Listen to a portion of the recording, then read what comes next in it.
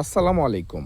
সম্মানিত দর্শক শ্রোতা, আশা করি সকলেই ভালো আছেন, সুস্থ আছেন।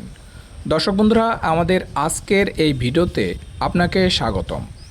দর্শক বন্ধুরা, প্রিয় ধান চাষি ভাইরা, আমাদের আজকের এই ভিডিওতে আলোচনা করব ব্র্যাক ধান 1 এর বৈশিষ্ট্য সম্পর্কে।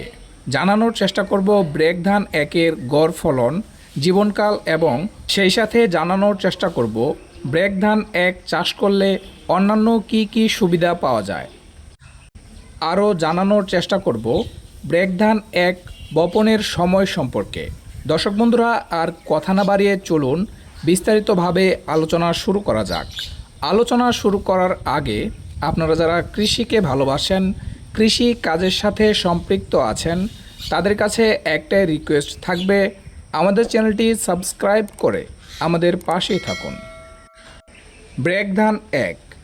দর্শক বন্ধুরা, চলুন এ ধানের মূল বৈশিষ্ট্য সম্পর্কে জেনে নেওয়া যাক।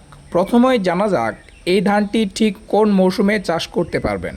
দর্শক বন্ধুরা, ব্র্যাক ধান 1 বিশেষ করে আমন মৌসুমে চাষের জন্য উপযোগী। এ জাতটির ফলন 33 শতক অর্থাৎ 1 বিঘা জমিতে গড়ে 26 থেকে 28 মণ পর্যন্ত হয়ে থাকে।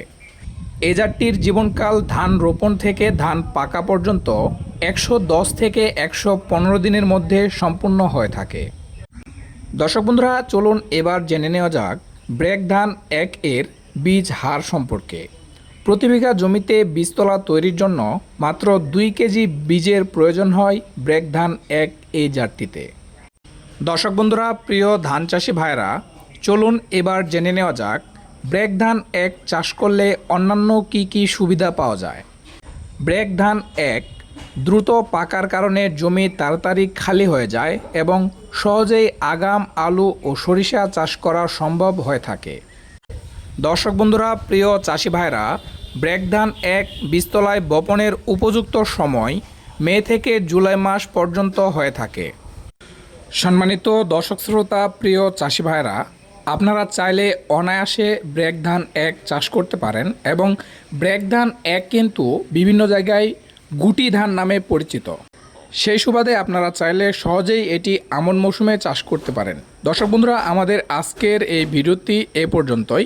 এতক্ষণ ধৈর্য সহকারে আমাদের সাথে থাকার জন্য অসংখ্য ধন্যবাদ।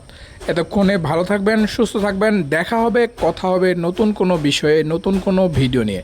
আল্লাহ হাফেজ, আসসালামু আলাইকুম।